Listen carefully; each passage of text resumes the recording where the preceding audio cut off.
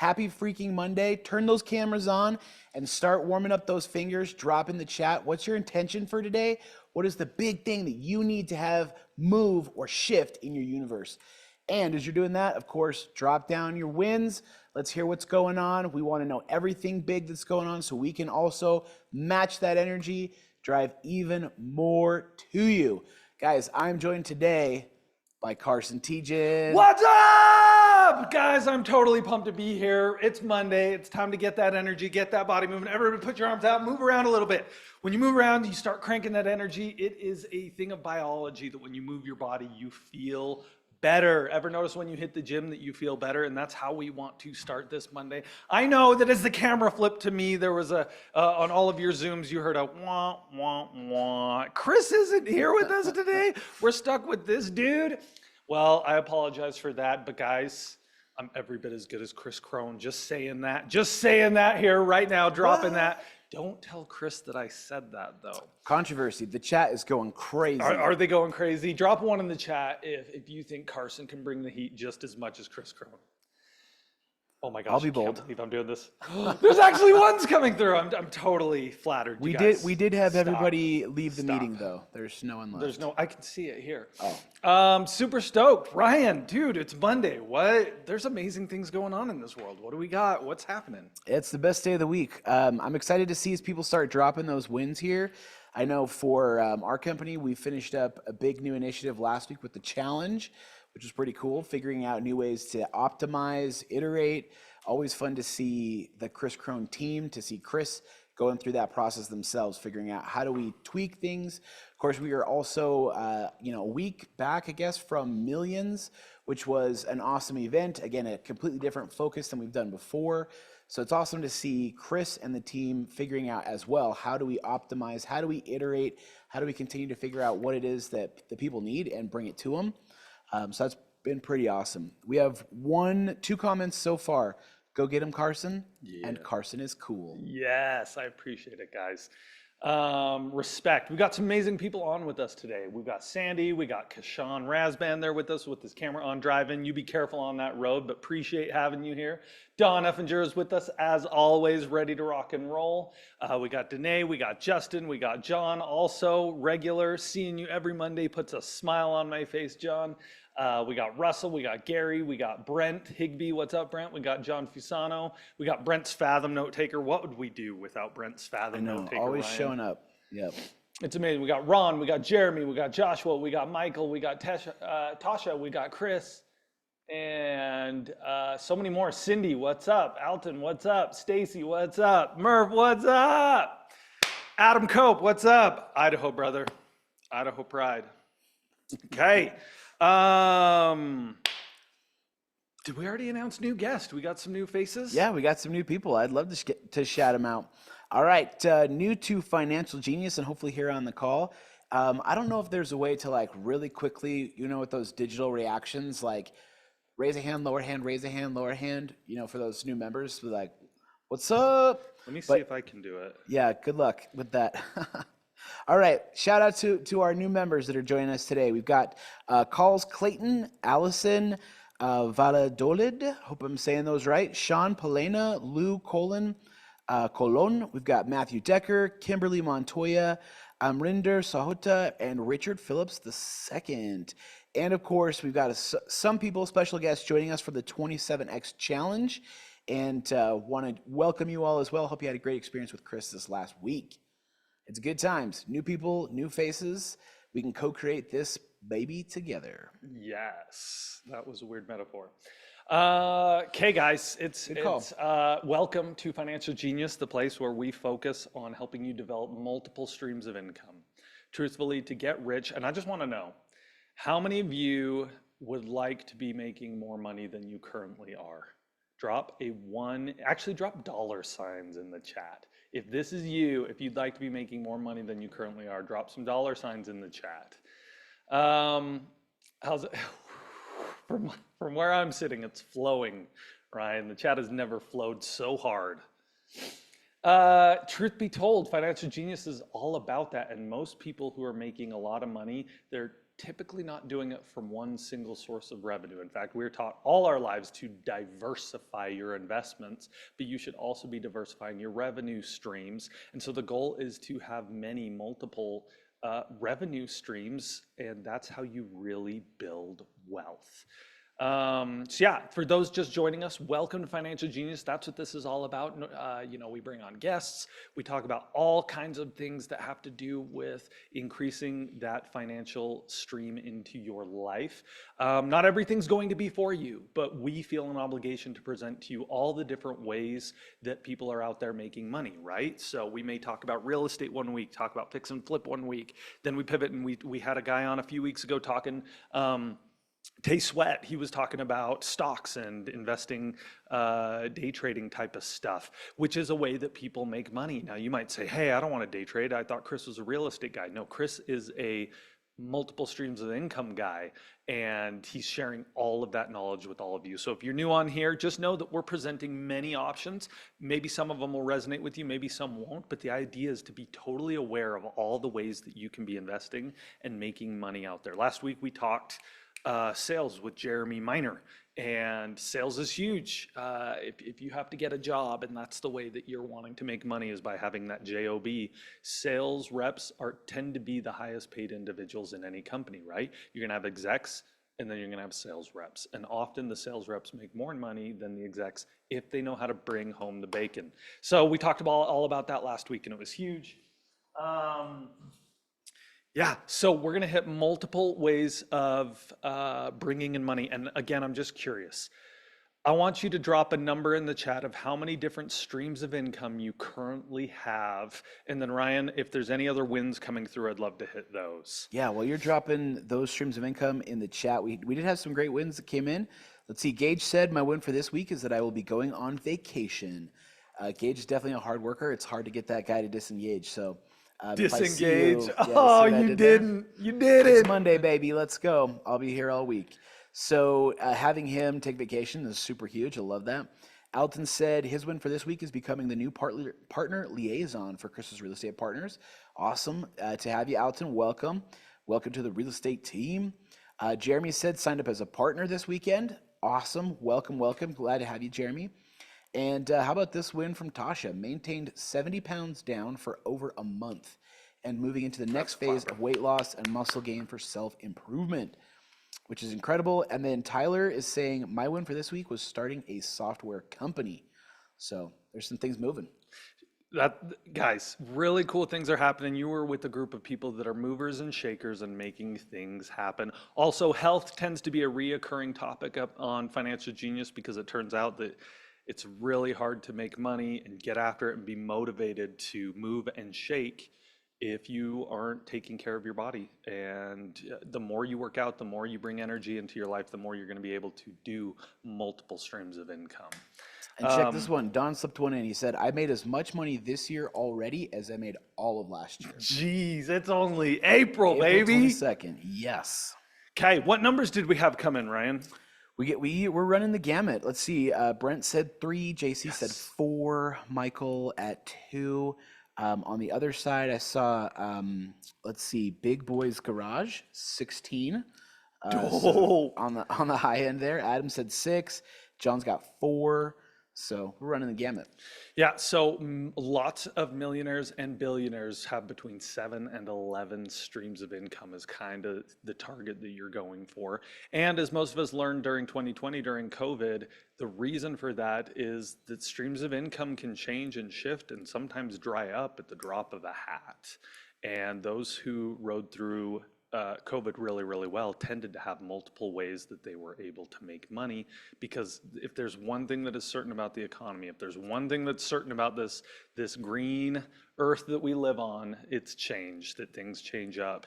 Darwin said that the strongest creature doesn't survive, the most intelligent creature doesn't survive. The creature that makes it through multiple iterations of the earth is the creatures that can adapt. So multiple streams of income is just a way, a mechanism for you to be able to adapt to the changing economy. And boy, are things changing up these days. But that's a segue kind of into what I wanted to talk about today. We're going to do a little bit of workshop mode today here on Financial Genius, which I think will be really, really great. So you're going to want to have a writing instrument and something to write on, whether it's your phone, your computer. We're going to take some moments and really talk about some things that are really important for you to be able to make that extra cash. I asked in the beginning, who wants to be making more money than they currently are making? And lots of people dropped that $ in the chat. But wanting is a very interesting thing.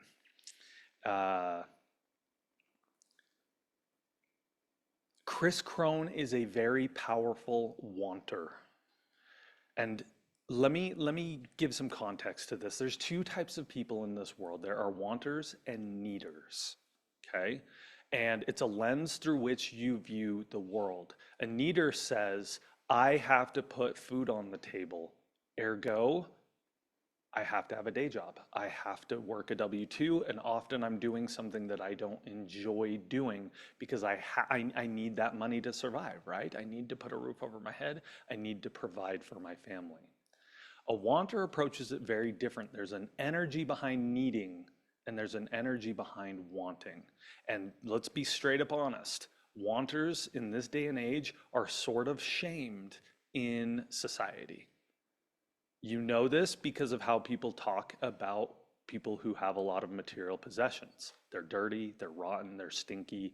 Rich people are always filthy rich, right? That's how we describe them. And it's really because this difference between wanting and needing. And how many of you, just by raise of hands, how many of you have been questioned for the goals that you're setting where someone says, yeah, you want that fancy new car, but do you really need all that? Raise your hand if you've ever had someone ask you that. Do you really need that? I mean, aren't you kind of okay where you're at? Or this slippery one where you look around and it's like, there are so many people that are worse off than you or that don't have as many material possessions as you. So how dare you want something more when there are people that have less? How many of you have felt that trap, that kind of guilt approach, almost shame approach, that it's like, how dare you want something bigger and better? Right? When there are people that have less than you. And here's what it comes down to, is most people require a need to push them to do the things that they need to do. They need something to come in and say, oh no, if I don't do X, Y, Z, there will be a consequence. And that's the only way to motivate them, because we will do more to avoid pain than we will ever do to achieve pleasure. Except there's one sort of spectrum in the demographic of the world, which are entrepreneurs, where they don't play this need game. They play the want game, and it changes everything. It changes the whole game when you decide, I don't need a Lamborghini, I just want it. Because need stems from justification. Want, you don't have to justify it. It's intrinsic. It comes from inside. It's just like, no, it's just what I want. It's like this natural thing that grows from within, and it's like you don't even have to question it. You're just like, that's what I want. I'm interested in that thing and I want it. And it also comes with an energy of saying, I want it and I don't need it, and suddenly all the scarcity goes away. Instead of saying, oh crap, if I don't do X, Y, Z, I'm going to be out on the street. It's like, no, I just want that thing, so I'm going to go for it. And it invites in abundance. Need is extrinsic, comes from the outside. Pressure is put on you from outside saying, if you don't do X, Y, Z, there will be a consequence. And so you are doing things because of an external force. Wanting is internal. And anytime you can take something from extrinsic to intrinsic, take it internal, you now have power, because the external force has the power if you're allowing it to dictate. Because if you really play this game, I play this game with, my daughter does this all the time. She thinks it's so clever. She's like, Dad, we don't really need anything. And I was like, how so? Like, we need lots of things. You need food. And she's like, why do you need food? And I'm like, well, if you don't eat food, you'll die. And she's like, so? And I'm like, wait. This is pretty clever, these kids coming up with these like loopholes. She's like, you only need food because you want. to be alive. So it's all a want. We just dress it up as a need to force ourselves to do things. And I'm like, wow, you are 13, and that is pretty freaking brilliant. Think about it. Do you actually need anything? A need can only be qualified when there is a want behind it, right? I need a roof over my head because I want to not have rain while I'm sleeping at night, getting drenched when it's raining. So I want a roof over my head. You can only need something when you actually have a want. There is no real need.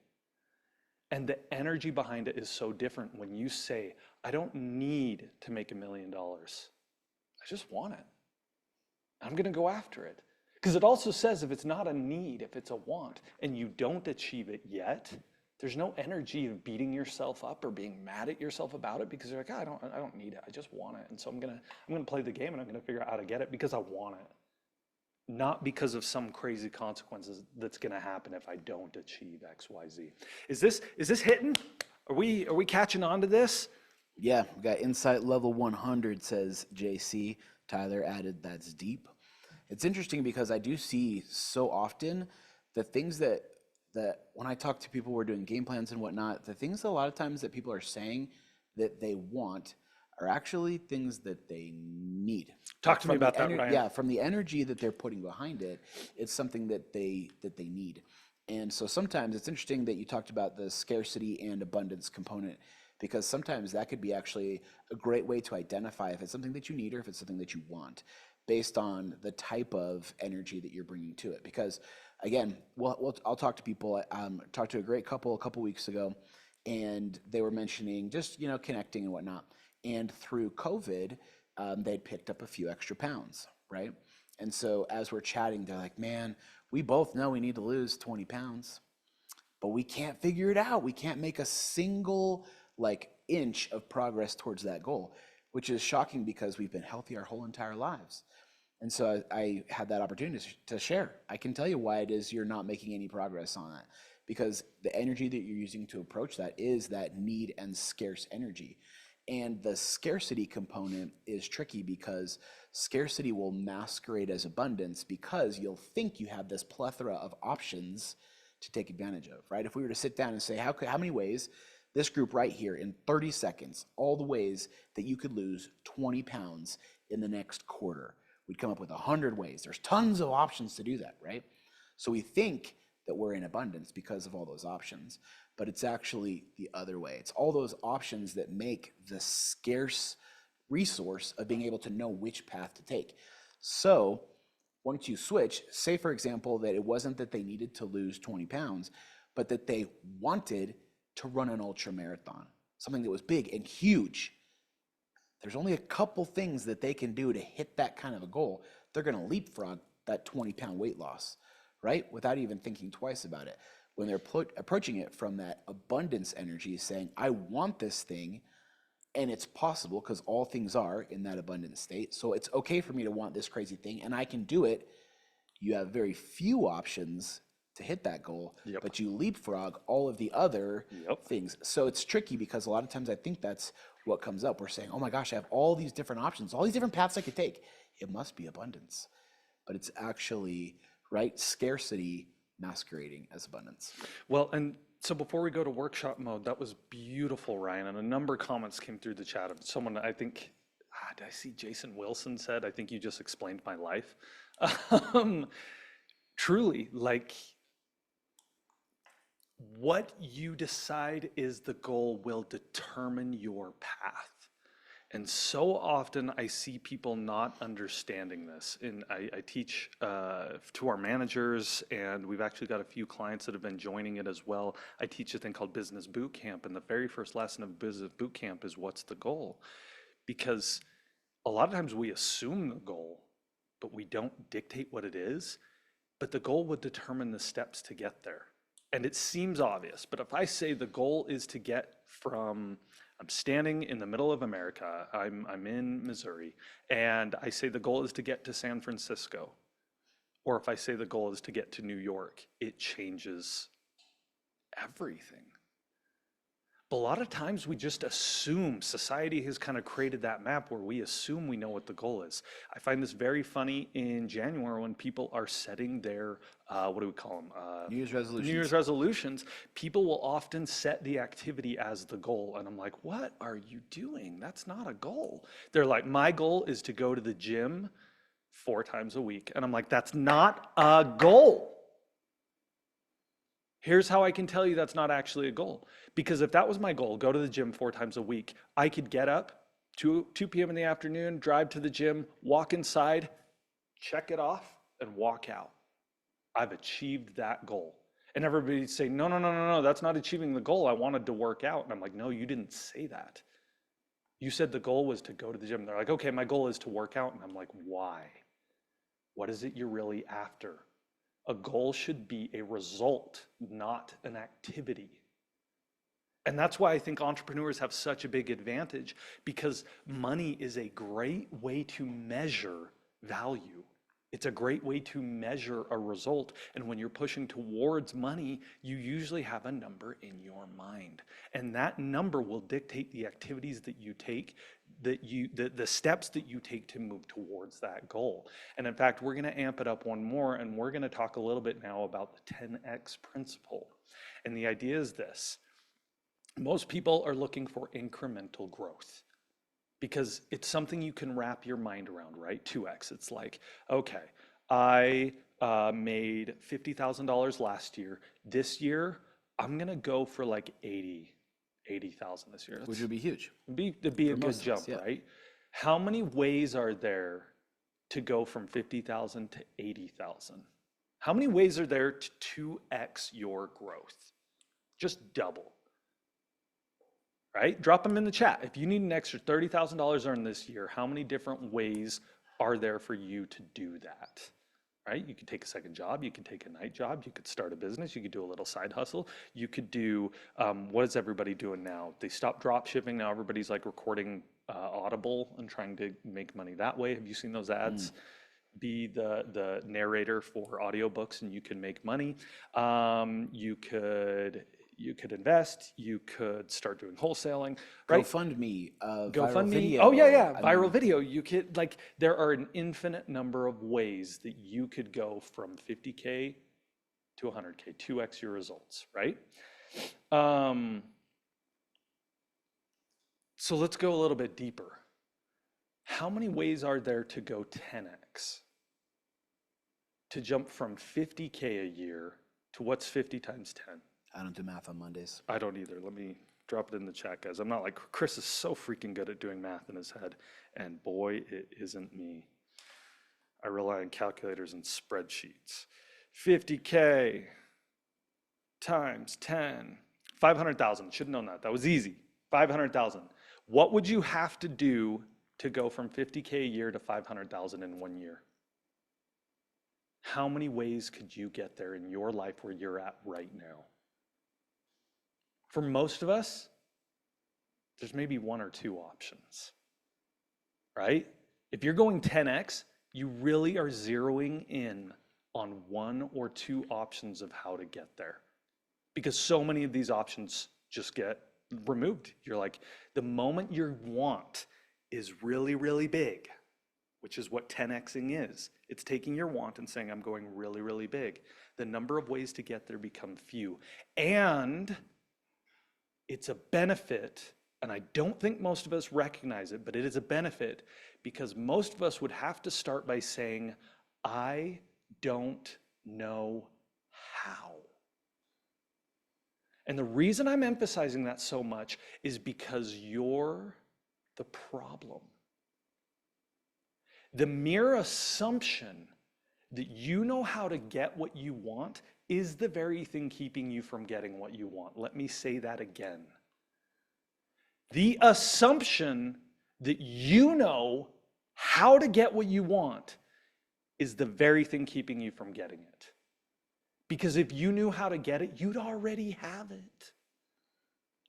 Are you guys wrapping your minds around that? So check it. This is such a crazy idea because the idea of abundance is by its definition unknowable, Yep. which is why we have fear of something like that. Scarcity can be known, so we embrace it easier. Abundance, by its definition, is limitless. It has no ends, et cetera, et cetera. So it's harder for us to really wrap our minds around it. We have a lot of fear going into that kind of unknown. But it's only that kind of unknown when you are embracing something that you don't know how to do, this 10x thing. For most of us, there's not a way that we could know how to do that. That kind of embracement, is that a word? Where you got that? That kind of embracement is what actually then provides you with all of the other opportunities inside of this unknown, abundant place, right? When we talk about the ability to manifest, it's very, very difficult to manifest something that you know how to do. Yes. It is a known quantity. Your brain can do all the math. It requires that you engage less of the universe with all these different paths as well. You'll have no actual benchmark to be able to figure out which of these paths are the ones you actually want to take that will actually get you to where you want to go. Once your thing is so big that how you get there is unknowable, now you're fully engaging the universe for the part of it that does either create new realities in front of you, and this is a cool thing inside of quantum entanglement, or just makes it visible to you to see the opportunities that are already here.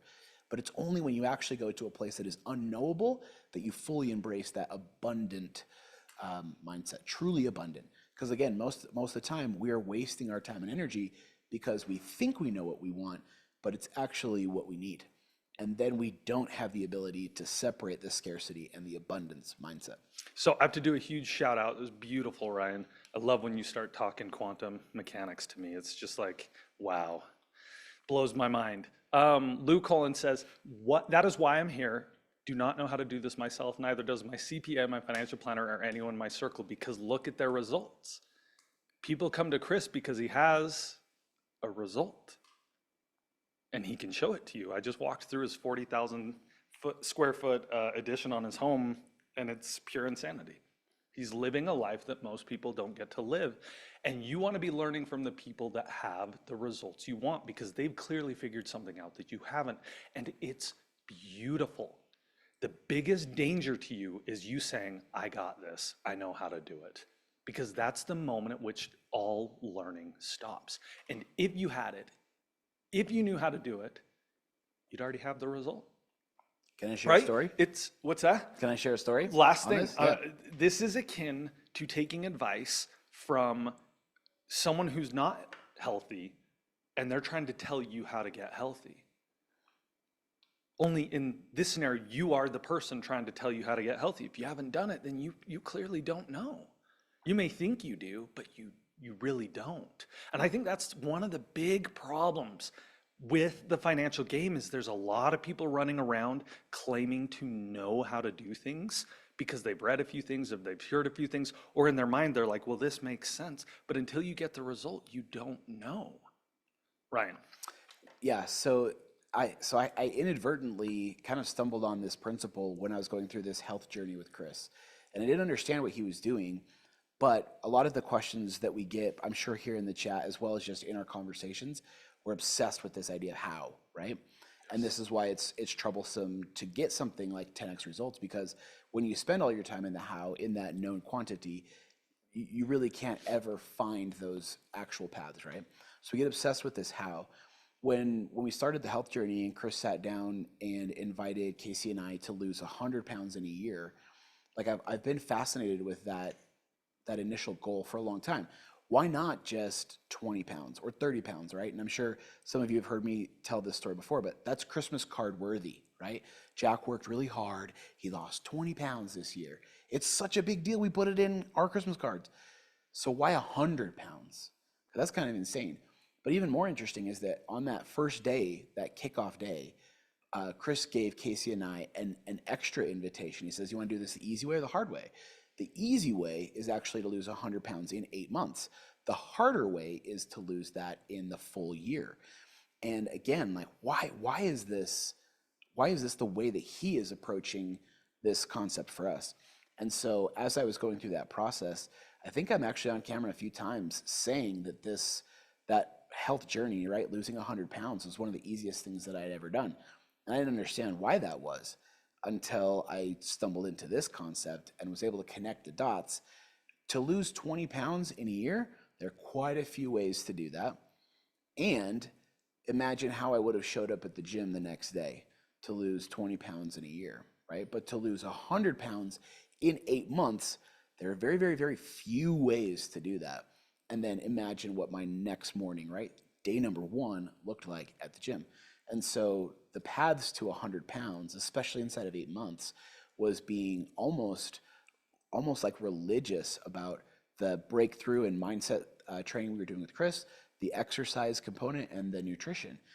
It was really relatively an easy path to take because there weren't a lot of choices.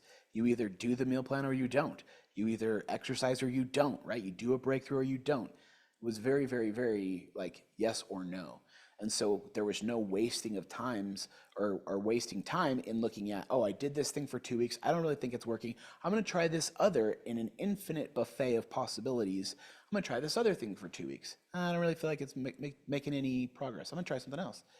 There's only one way to get there. If there was a way, it was probably that one. All of a sudden, everything was relatively easy. And so the other part of this too that I think is important to note is that if we get to the other side of whatever it is we're trying to accomplish, let's say it's a 2x goal. If I were to get to, let's say I lost that 20 pounds in a year, 30 pounds, something like that. We get to the end of that and we're doing a little post-interview thing. And it's like, how was it, man? How was that experience for you? I probably would have been like, it was pretty hard. Like I had to work at it, right? 100 pounds, 8 months. How was it? Well, it was pretty hard. I had to work at it. So in some ways, it sounds like it's hard, but it's a very different kind of hard. Whether it's going to be hard doing something at a 10x level or hard doing something at a 2x level, sometimes it's only coming down to a matter of degrees in the choices that you're making. And so if we can really dial into this idea of pushing the things that we want so incredibly big that we lose the how, all of a sudden the universe can step in and start figuring some of that stuff out for us. Sometimes people like Chris make it look so easy. It's basically because they're cheating. They connect to the universe like, I have no idea how to do this crazy thing. Help me figure it out. And then that path becomes clear. They just have to walk it. When we get obsessed with the how, we waste all our time trying to figure stuff out. The more you can engage the universe that has access to infinite knowledge to come in and figure out and fill in the gaps on the how, that's why it's an easier path. It's harder when you're trying to figure out all the hows by yourself. Have somebody else, the big man upstairs, have him do some of that heavy lifting for you. For sure. Yeah, so in a moment, we're going to go to workshop mode. And I want you guys to start writing down the things that you actually want. And I'm going to push you to go ham, to go deep, to not go soft on what you want. Really put down the things that in your mind right now really get your heart going. But I want to address a few things in the chat, Ryan, it came through, and I don't see the name anymore, but they're like, so can someone who won the lottery teach you how to win the lottery? Yeah, tongue in cheek, haha. There's some interesting things about that though, because every time I see someone who's won the lottery, it seems like it's a very specific demographic, it's a very specific type of person. And it's almost like there's a lifestyle of people who play the lottery. And so, yeah, the first thing you're going to have to do to win the lottery is you're going to have to adopt a certain lifestyle. And I'm guessing that this group isn't going to be super happy. In fact, so what that actually brought to mind was, so we're in Utah, and Utah doesn't have a state lottery. I think actually gambling in all its forms is illegal in Utah. Did I misspeak there? Anyway, there's not a state lottery, but there is a state lottery in Idaho, and there's a small town on the border of Idaho and Utah called Malad. And Chris, so it turns out Trent Levitt, who is one of our CEOs here at Uplife, he has a ranch just west of Malad, and he and Chris go up there often on weekends to camp and get away. And they'll stop in Malad at a gas station, and if you've been to Malad, you know the gas station where you can buy lottery tickets. And Chris was there one time, and he was just like, I've got to say something to these people. I've got to say something to these people that are spending all their money on the lottery. And the thing about the lottery that's different than the type of results we're talking about is the lottery is a scam. It's designed to not let you win. And the people who tend to win the lottery, they've done studies, they tend to lose all of their money within a matter of years. They just fritter it away because they haven't developed the skill set. So if you want to win the lottery, you just have to know that you're participating in a scam and there's a certain lifestyle that goes along with it. But I get the irony. No, someone can't teach you how to win something that's based on luck, but they can teach you the lifestyle that it's required to even be in the running. Just curious on this call, how many of you are regular lottery ticket buyers? I didn't think so because it is a certain demographic. Someone else dropped in the chat that they're like, as you pursue an objective, you start changing the people that you surround yourself with. And a lot of what you want is going to come from a who, not a how. A lot of what you want is going to come from a who, not a how. And so if you were like, my goal is to win the lottery, it's like, oh man, you're going to be jumping into a very interesting circle of people that play that game, and it's going to have different rules. It's going to function different than probably you would expect. Shortcut chasers, that demographic isn't willing to put in any work. No, and it's not sustainable or repeatable. Whereas the type of objectives and maybe your goal is to win the lottery. And if so, then this is probably not the call that is going to teach you that, because we're going to teach you a sustainable method to be pushing towards those goals. Okay. I want 25K of cash flow per month by September 1st, 2024 by buying an existing service business. That's an awesome goal. It's very, very clear. And by the way, the path to get to that goal is super clear. But let's start with step one, the wanting step, because I want to encourage you all to be better wanters and to be less scarcity driven.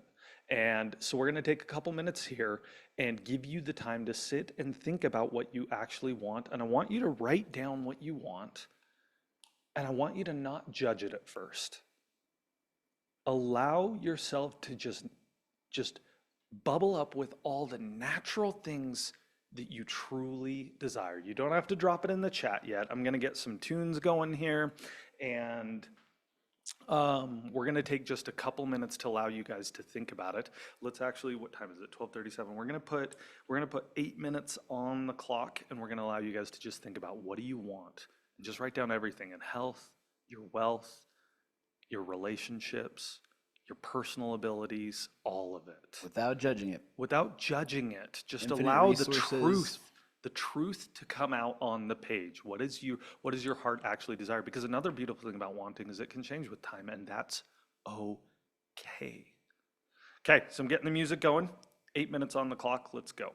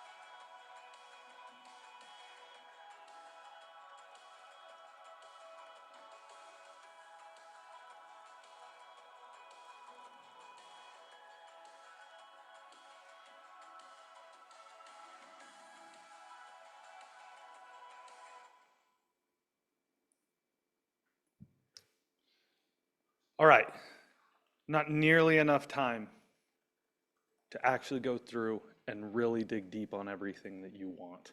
But this is practice, and I recommend that you take time doing this often because this is your heading. This is what will guide you, right? This is the direction you will look as you start to move forward, is determining what you want. And the bigger you go and the less you know how to achieve it, the better. Because I have a close friend who always says this, and I love it. He says, different isn't always better, but better will always be different. Right? So if you're thinking about an experiment, right, you've got the control group and you've got the variable, right? You change one thing in the experiment and you compare the results, and that's how you determine which variables impact the result, right? So you might change a variable and it doesn't mean things improve, but something different happened. But for things to improve, something has to be different. And if you can embrace the uncertainty and the ambiguity of saying, this is what I want, and I don't know how to get there, you are in like the best place you could ever be. If you can get real honest with yourself and get there. Because guess what? The moment you say, I don't know how, you open all sorts of doors of possibility for learning, for growth. The moment you say, I got this and I know how, you've just closed every door. You're not going to talk to people. You're not going to read new books. You're not going to try things. You're not going to experiment. The moment you say, I know how, you close off all opportunity for taking a new path. And if better is going to be something different, then you definitely need to be open to new paths. Because here's what I've found.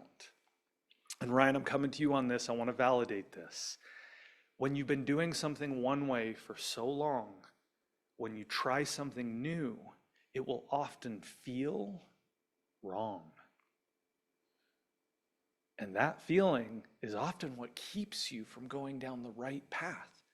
When you've been doing things one way too long, doing anything new feels wrong, right? I'll give you an example, and then Ryan, I'm going to ask you about working out with Chris Crone and how wrong it felt. I, for a long time, was trying to be like Chris Crone and get up early morning to like get stuff done. I just really struggled with it. Every morning was a fight. Every morning was a fight. And after all of 2023, I like piled on the consequences and the goals and the accountability. And I was like, I'm getting up early. I'm getting up early. And after a year of doing that and just being like, this blows, I was like, you know what? What if instead I just stay up late? I get the same extra 3 hours, but I do it in the evening instead of the morning. And I started doing that in 2024. And I tell you, for the first few weeks, that felt wrong.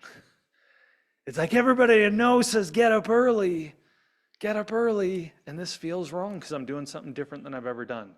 And yet, it's working so well. I get my workout in every single day. It's easy. It's easier than ever before because I bucked the pressure from outside. You need to do it in the morning for it to matter. BS, who said? I do it at night and that works for me. For my stage in life with the young kids that I have, it works amazing doing it in the evenings, and I've been hitting my health activities, my critical drivers to achieve the health goals I want, been hitting them consistently for months and months and months. But the point is, it felt wrong at first because I was doing something different. So just be aware of that. So coming to you, your health journey, Ryan. Well, it's funny that you bring that up because you inadvertently did what you were just talking about with resolutions.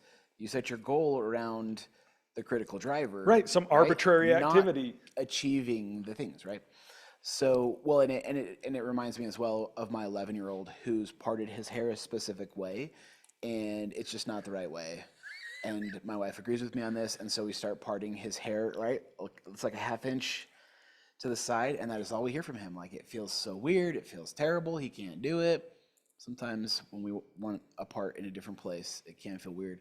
And you know, the same for me as it went for the health journey. I mean, spending my whole entire life basically never doing anything like being active, Getting up early was incredibly difficult.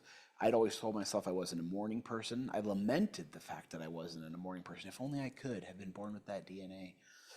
And then all of a sudden, when you have to be working out with Chris at 4 a.m. and he lives an hour away from you, right? Like some things shifted really quickly to getting up. And for me, again, for the difference in like need and want, there's some interesting stuff inside of that. But for me, it definitely felt terrible for a minute until I got more attuned, I think, to what I actually wanted. And then this activity started to become relatively easy. And so this is the part of the need and the want paradigm shift that is really important, because when you do switch to something that is really big and it's connected to what you actually want, especially to the degree to which your really giant big goals start to actually connect you and point you to a really clear why, that why will always be the best way. A clear and specific and accurate why will be the best way that you can identify who it is that you need to become in order to achieve those things. And so most times I think we do end up getting frustrated because we never really unlock that key, that secret to full like unfettered motivation, where it's internal, like a nuclear core, self-sustaining inside of you. Because we're not clear about what we actually want, and we're talking about mostly needs realistically, those needs will never really point us to a clear why.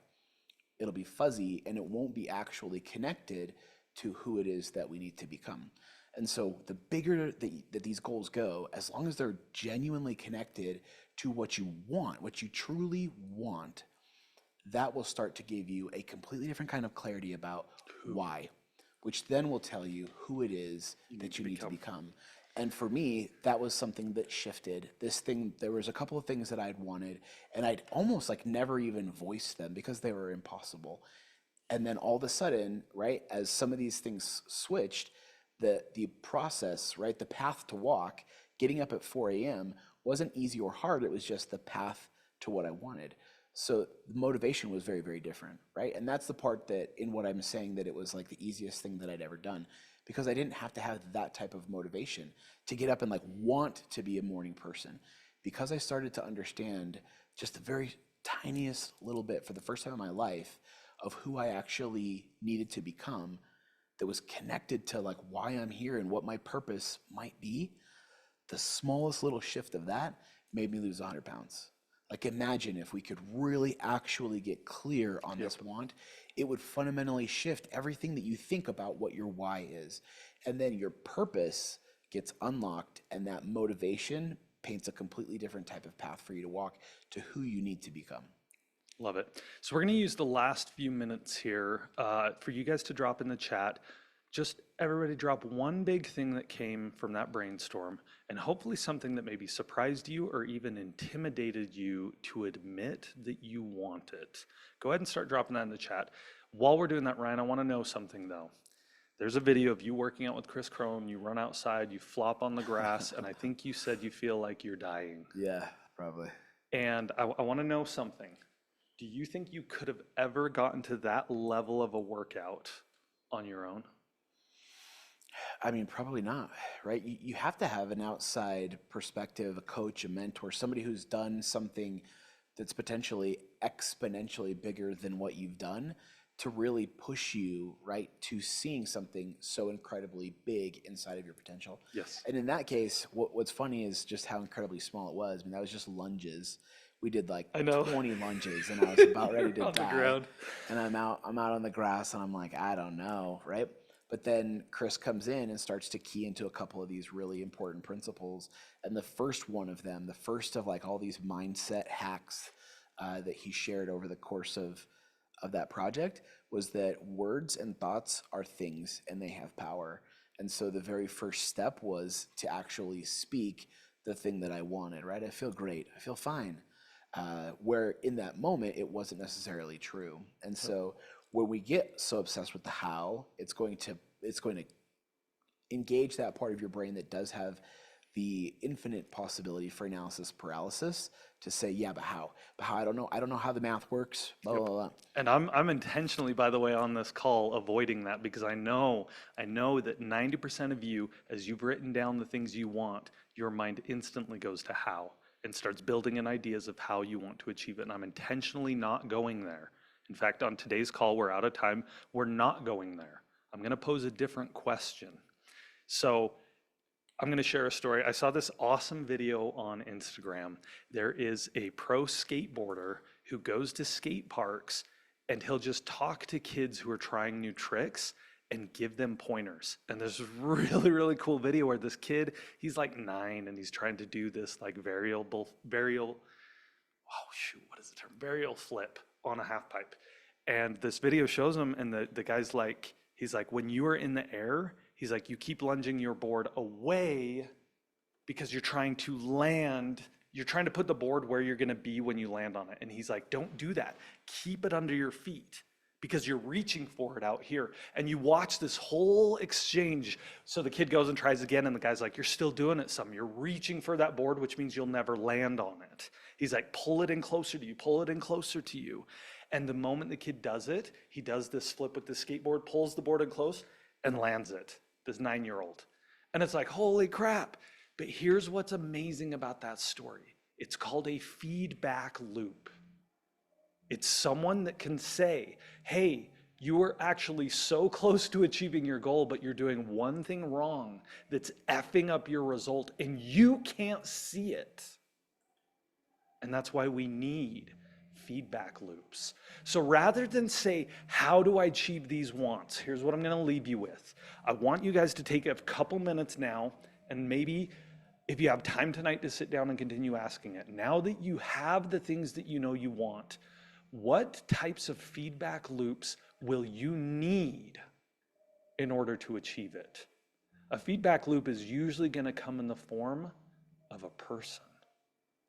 Someone that can look at what you're doing and tell you what you're doing wrong. I mean, it's so funny. The sports and athletics world, the health world, they get this. They get that you cannot do it on your own.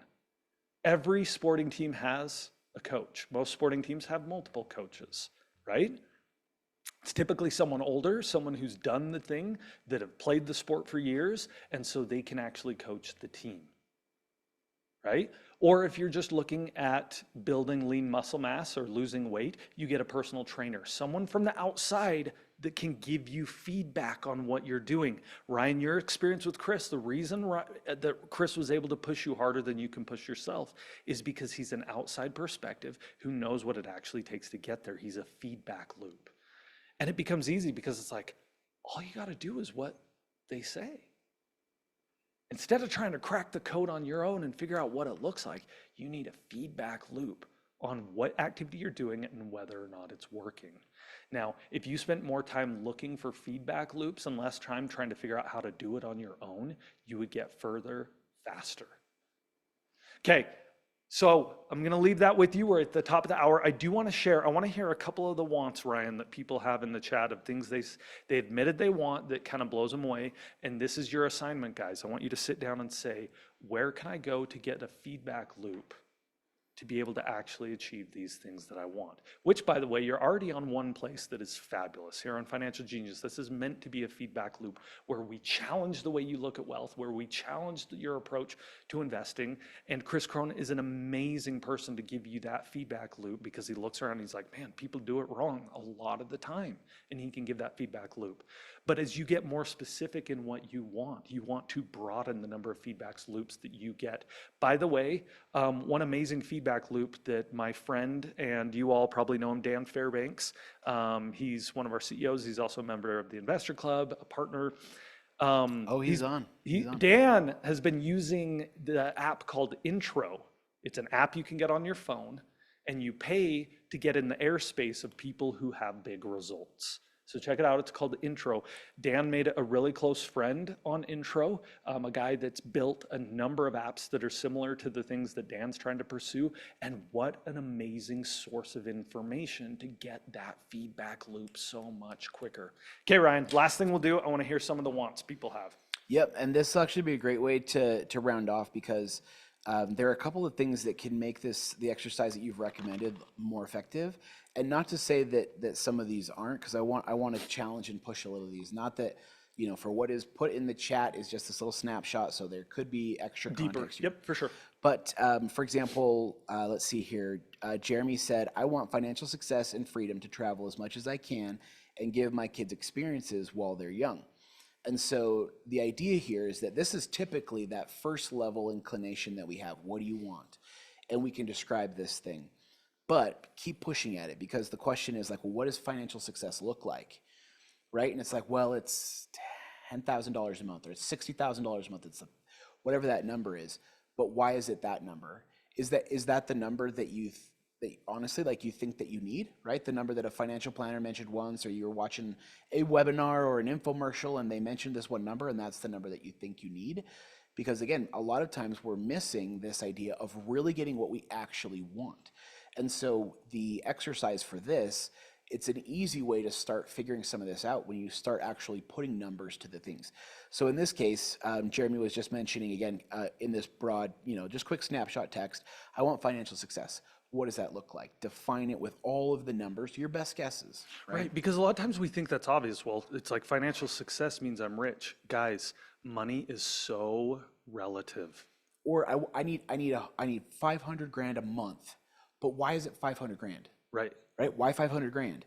And when I ask this question, By the way, a lot of times, I've been incredibly financially successful through my career, but I haven't made as much as Chris. So it's like, which do you want? Do you want Carson's six-figure income, or do you want Chris's multi-million-dollar income? Because they're both financially successful. and this is the key. It's got to be connected to what you actually want. So it's not just, well, 500 grand a month is obviously successful, but why is it 500? Is it $532,412 because of everything that you want? You did your best to figure out what those numbers were, and that's what it equals. That is a number that is exponentially more powerful than $500,000 a month. Yep. Because it's connected to what you actually want, not what you're guessing that you need to get this feeling. So Isn't go that through, interesting? I just want to emphasize those words. You're not just guessing what you need. Right. Nailing down what you actually want. And so in this exercise, it's great to go through, and we'll do this. We actually did it at the Investors Club event. Go through and assign value numbers, right? The best that you can get. But the bigger that this number goes, because it's connected to what you want, then you are engaging the possibilities of an abundant universe.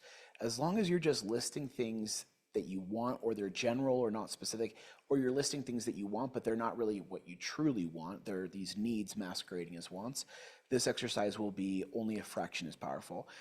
He also said, for example, like, give my kids experiences while they're young. Again, he could have all this detailed out, but that's where that kind of clarity comes through. Like, what do those experiences look like? How much do they cost? You'll have a hard time running a race to like a feel-good place, like until you're tired, or some kind of subjective measure.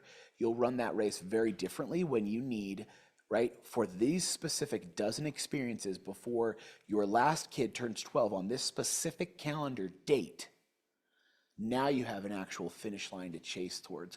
So I get these questions all the time, and they're what we've been trained to do. Our culture's trained us.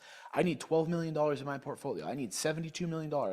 Or even we'll say that we want it, right? But it's masquerading that way because there's nothing behind it. Why 12 million? Well, because I want financial freedom. Okay, what does financial freedom look like for you? What needs to happen in order to get that? Well, I need to travel a lot. How many times? Where? At what level?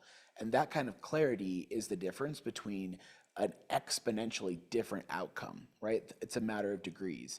And so it might seem like, oh, $500 million a month. It's so big, I'm going to engage this 10x concept. But you'll only have a fraction of its power if it's not actually specifically, personally connected to what you want. That's where you actually get that last explosive, abundant energy, and manifesting starts to actually be a part of your reality. So as you're going through that exercise, challenge every single one of those to the ability that you can, or to the degree that you can write pages and pages about what this means. One last story, because I know we're over here. I hope this is okay. I remember going to at the end of a year, a couple of years ago, Chris invited a handful of us up to his house to talk about goals. And I thought we were going to be setting like company goals, but instead Chris just spent like 2.5, 3 hours like in this giant TED talk about the process of goals as like mile markers in the actual like formula of faith. That goals were a process of or a part of manifesting, and that goals are essentially part of faith. Like they're just mile markers that measure this larger manifestation or faith process. But what was really interesting is one of our team members had asked, like, well, what if you don't know what you want? And Chris's response wasn't like, well, do a couple, do some math and like really quickly. It was cancel every single thing on your calendar indefinitely until you can write page upon page upon page of clarity about every single thing that you want. And essentially, paraphrased in my notes, is every single other minute of time is wasted If you don't when know you what do you want. not have that kind of clarity about what you want. Make it specific and personal, connected to what you genuinely want. You'll flip that switch and you'll have an exponentially different outcome than just setting big goals that might not be connected to that component. So a lot of those were coming in. We're kind of in that same vein, right? I want to build my legacy for my 13 and 15-year-old kids. What does that look like? You'll have a Get hard more time getting specific, to that finish line if we don't know exactly what that is. Well, so we're almost out of time. Ryan, you just blew my mind. There's a comment here that Tyler says, this is the hard work most people are not willing to do. And it's usually because we're so in the game of GTD. You guys know what GTD is? You're getting after that GTD, get things done, that you forget to ask yourself why you're even doing it. And often if you're like, okay, I'm gonna set aside 3 hours and all I'm gonna do is focus on what I want. I'm gonna sit and I'm just gonna like really dive deep on what I want. It will feel wrong because you're like, man, I should be doing stuff. But like Ryan said, Chris's attitude, doesn't that blow your mind that he's like, stop everything? Because every minute you spend not knowing what you want, that time is wasted. Because you may not be looking. You may be looking towards San Francisco when you're trying to get to New York. And he's like, so it doesn't make sense to take a single step until you really know what you want. And then as soon as you know what you want, get feedback loops. What do you have to learn? What do you have to know? Who could you tap into in order to achieve that goal? Okay, guys, Ryan, that's it. We're 8 minutes over. Thank you so much for being on, letting us go a little bit long today. Super appreciate you guys. It's been fun chatting. Chris will be back next week with some more financial genius. Ryan, anything else we should announce? Just spend the time, do the hard work to become an incredible next level wanter. Let's go.